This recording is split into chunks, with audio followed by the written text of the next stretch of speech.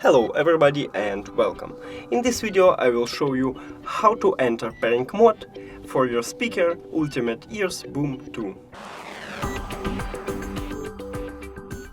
To enter the pairing mode you should turn on the speaker, to use power button right here, and now you should press and hold Bluetooth button until you can hear a sound and LED start flashing white.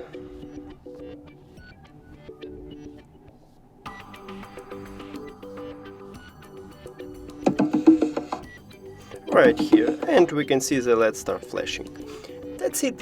Thank you for watching this video. If you found it helpful, please consider subscribing to channel and leave the like on the video. It's really important to us. See you later!